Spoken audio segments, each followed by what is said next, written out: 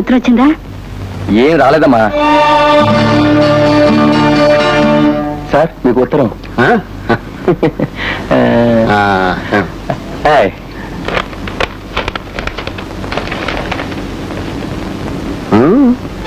ఇల్లు కట్టాడట, ఇల్లాలు కావాలట, ఉత్తరం కోసం ఎదురు చూస్తాడట. వాడు లక్షలు సంపాదించుకున్నాడు, నిన్ను అడుగు తినమని అక్షయ పాత్ర ఇచ్చిపోయాడు. చూడు, ఆ రాజు పెద్ద సినిమా హీరో అయిపోయాడు. నువ్వు ఇంకా వాడికి గుర్తున్నావని నిన్ను వెతుక్కుంటూ ఇక్కడికి వస్తాడని కళ్ళగంటున్నావేమో. అలా వచ్చేవాడైతే ఎన్నాళ్ళైనా ఒక ఉత్తరముకైనా రాశాడా అంట. రాజు లాంటి వాడు కాదండి. నువ్వు నోరు మూసుకో. ఇంట్లో కూర్చునేదాన్ని నీకేం తెలుసు? వీధిలో తలెత్తుకుని తిరగలేక నేను వస్తున్నాను. తల్లి లేని పిల్ల పెళ్ళిడు దాటిపోయినా ఇంకా ఇంట్లోనే పెట్టి కూర్చున్నాడని నలుగురు నన్ను నానా మాట్లాడుతున్నారు. నేను ఎందుకు పడాలి? ఇదిగో మంచి సంబంధం చూశాను. వచ్చే శుక్రవారం ముహూర్తం.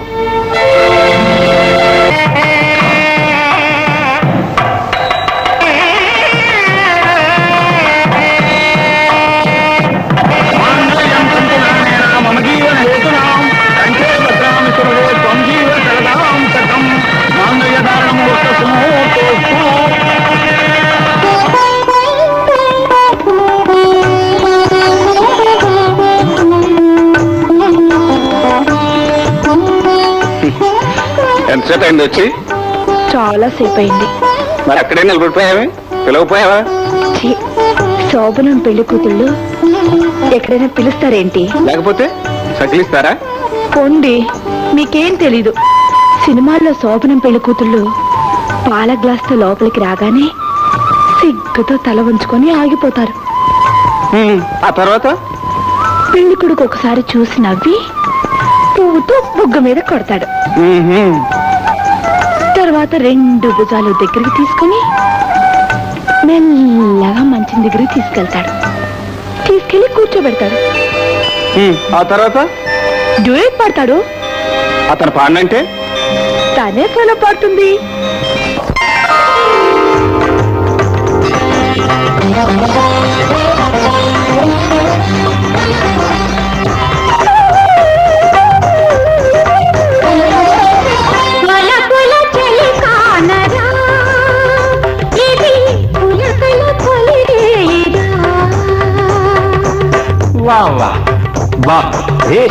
చాలా బాగుంది. వలపుల చెలి కానరా, ఇది పులకల తొలిరేగా, ముదమారతమి వేర నన్నేలరా వేలరా, వలపుల చెలి కానరా, ఇది పులకల తొలిరేగా.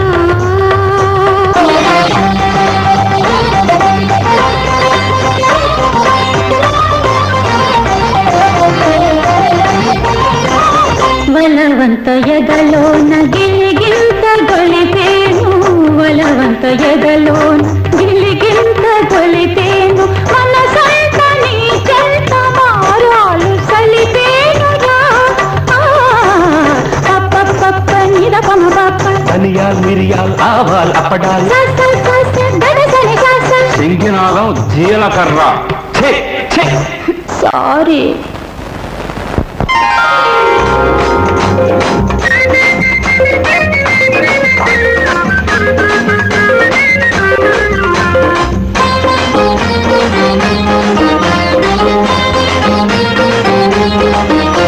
నీ ముక్కు కింద మీసం, నీ ముఖానికే అందం, నీ ముక్కు కింద మీసం, నీ ముఖానికే అందం, నీ కళ్ళ తోడు చందం, నా సోగ కళ్ళ బంధం, పిల్ల పిల్లోడికి పెళ్ళైతే అందం, పెళ్ళైన రాత్రికి ఒక్కటైతే ఆనందం.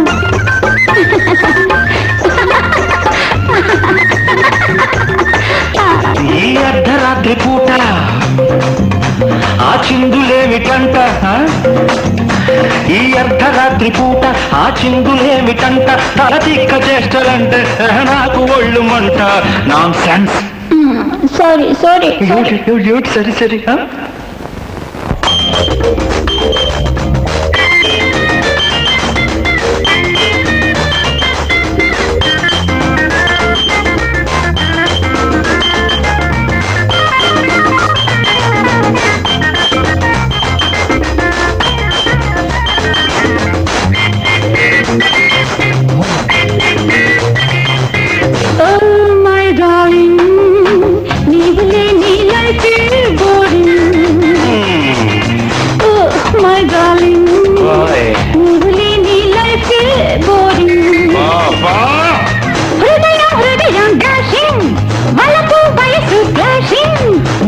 నీపై తలకాయ బ్రేకింగ్, నీ దెబ్బకు మనసే షేకింగ్. ఇరుగు పొరుగు లాఫింగ్, ఈ రాత్రికి మొత్తం closing. Always you are joking. కాదు నా బొంద. Oh, my dear. Oh, tickling thing.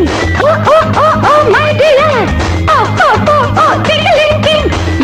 You are my diamond ring. You are my diamond ring.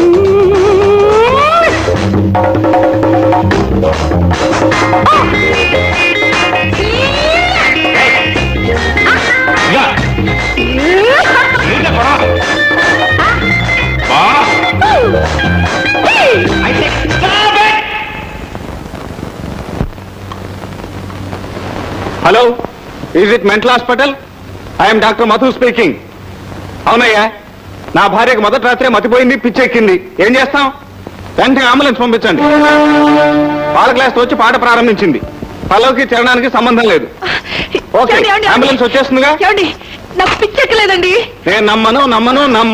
ఏమండి, ఇక నేను సచ్చినా పాడండి. చచ్చాక నువ్వేం పాడతావు గాని.